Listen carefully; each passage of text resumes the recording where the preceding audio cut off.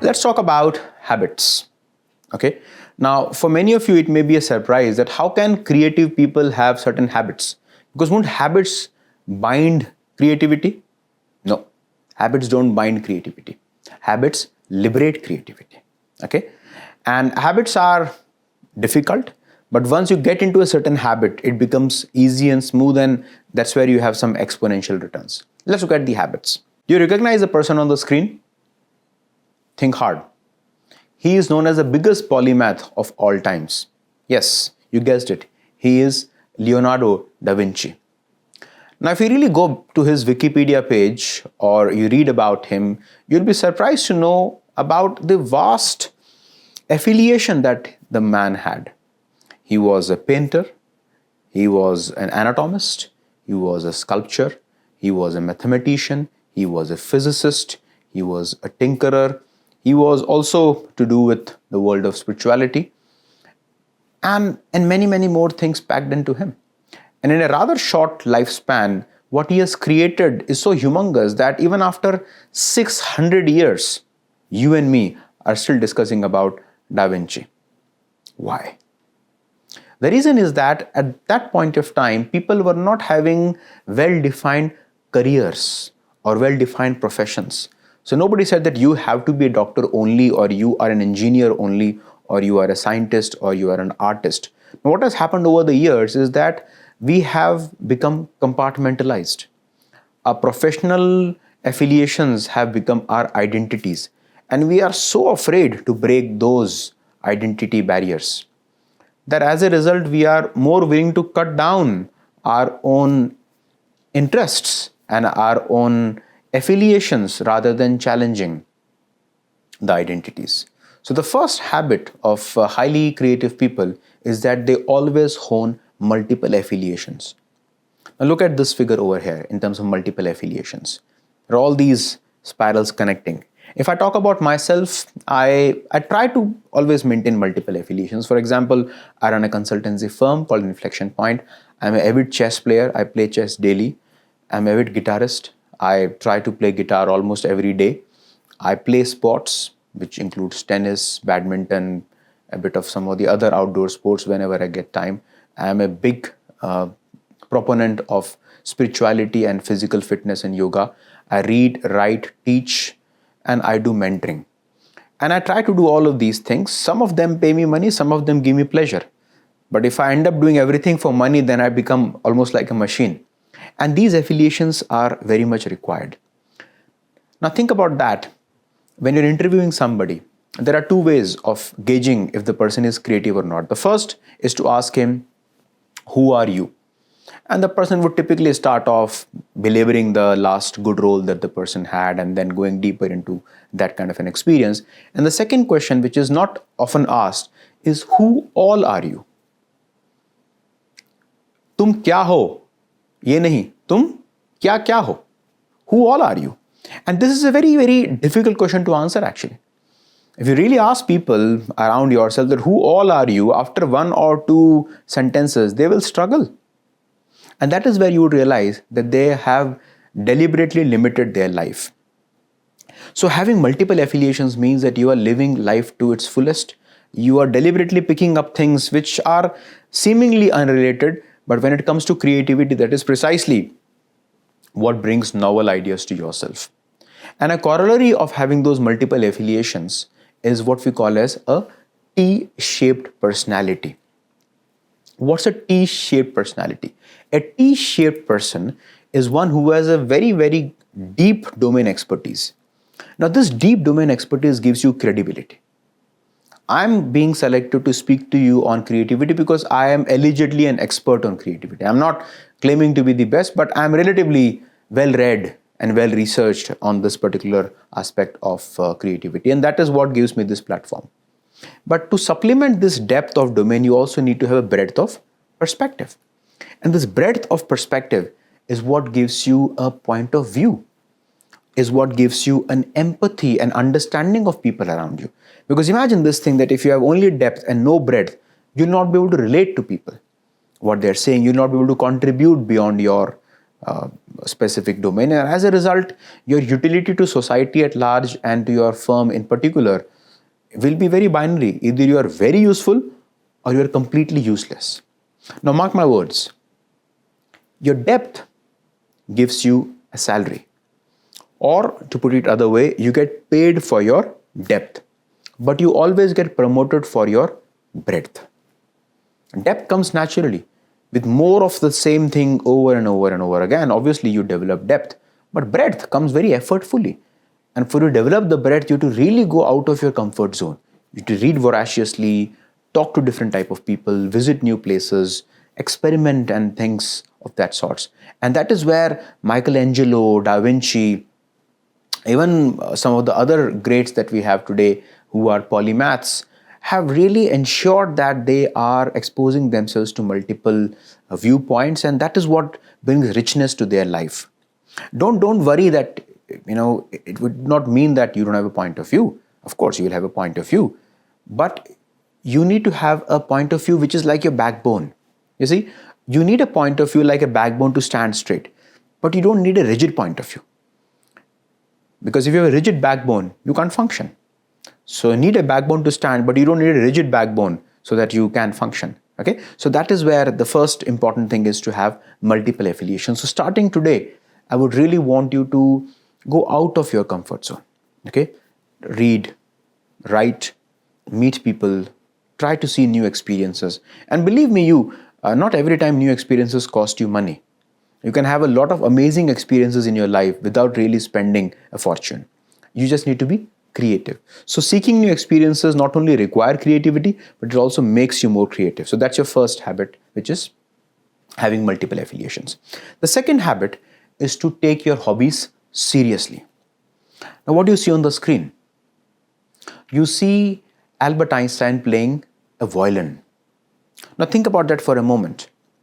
Starting age 8, Albert Einstein, the greatest mind of the last century, or perhaps one of the greatest ever, the amount of scientific contribution that he made almost single-handedly is unparalleled.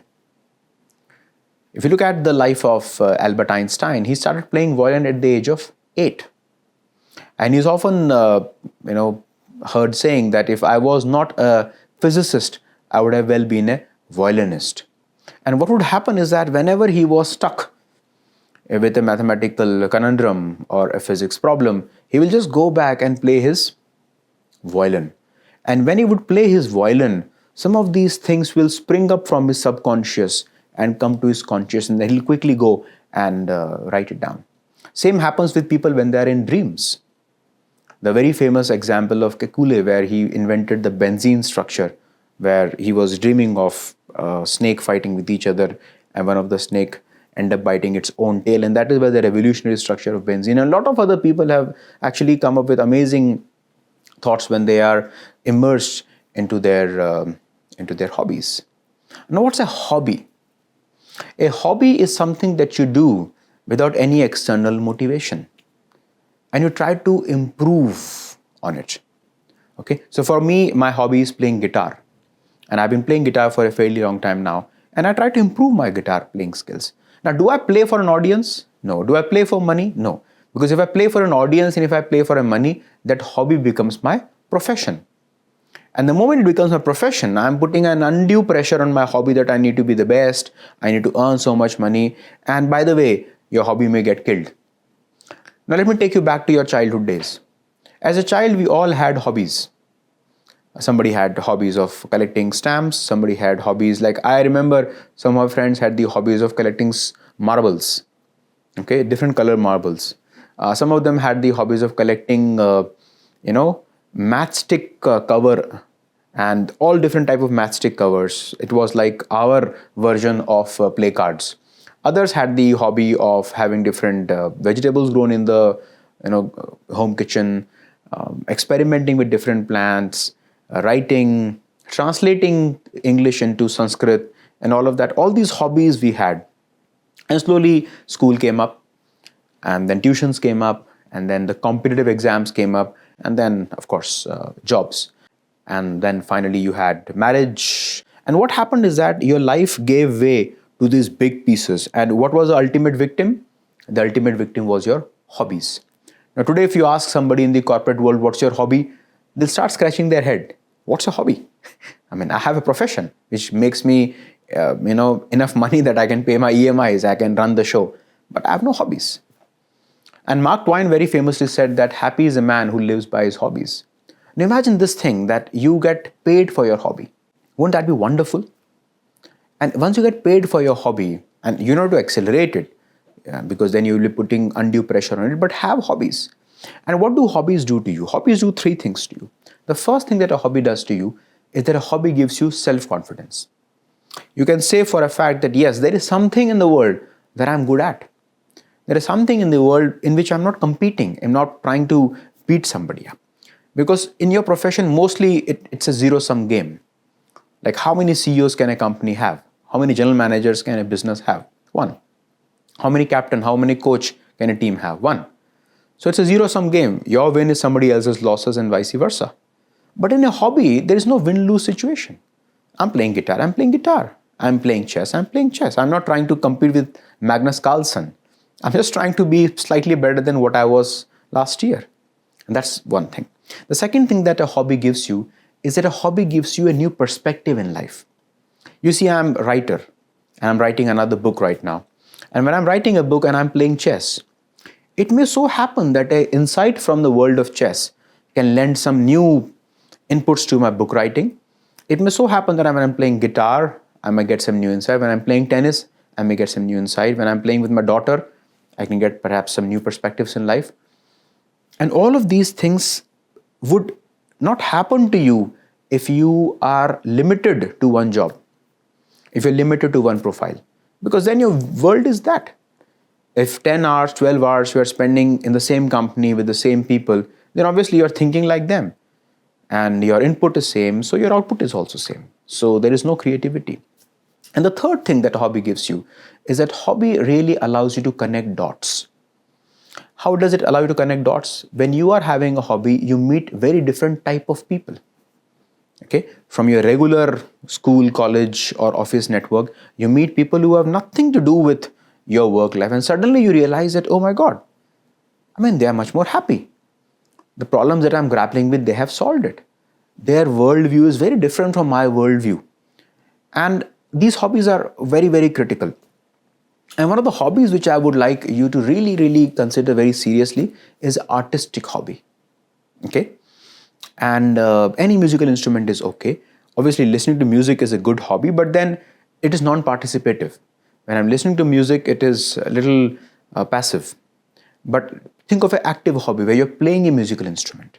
Okay? What happens when you play a musical instrument? One of the things that happens is that whenever you're playing any musical instrument, both your hands are involved simultaneously. Okay? The left and the right hand are both involved simultaneously. You take any musical instrument, you take guitar, you take violin, you take flute, you take piano, you take harmonium, you take drums, you take mouth organ. Almost any musical instrument, you use both the hands simultaneously. Now, when you use both the hands simultaneously, the neural connectivity between your left brain and the right brain also increases consequently.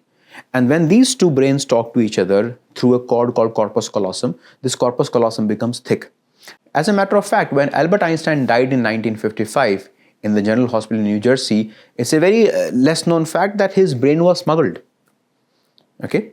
So at his autopsy, Dr. Thomas Harvey, who was doing his autopsy, took Albert Einstein's brain. And nobody in his family knew about it. So everybody did his cremation and all of that. And for the next 40 years, nobody knew where Albert Einstein's brain is. Only recently did people discover Albert Einstein's brain, which was obviously cut into smaller pieces and given to various neuroscientists across US and Canada. And when they reconstructed Albert Einstein's brain, they were completely shocked to find some of the completely new sections of the brain which are not commonly available in a normal human's brain. Surprisingly, Albert Einstein's brain is smaller than a same age person. Albert Einstein died at the age of 77. And even at 77, the amount of gray matter which was in his brain was high. His brain did not age as much as a 77-year-old person's brain would age. But more interestingly, his corpus callosum, the left and the right brain connecting cord was 2 times thicker than the average person, which is quite surprising. And the reason could well be violin. Imagine this thing, if Albert Einstein did not play violin, maybe he would have not been able to do those amazing thought experiments that gave us the general and the special theory of relativity. Now, I'm not suggesting you to be Albert Einstein. All I'm suggesting is that if Albert Einstein can pack a violin in a day and get to become the greatest of all times, what is stopping you? It's not that you don't have time, it's that you don't think these things are important. The moment you think of something is important, you will automatically have time. Okay? So these are the first 2 habits. The first is having multiple affiliations, which also means being a t-shirt personality. And the second is take your hobbies seriously. So from today onwards, I would like you to pick up a hobby, preferably a musical hobby or any hobby which is very away from your day's job. And if need be, join a hobby class and be good at it. Thank you.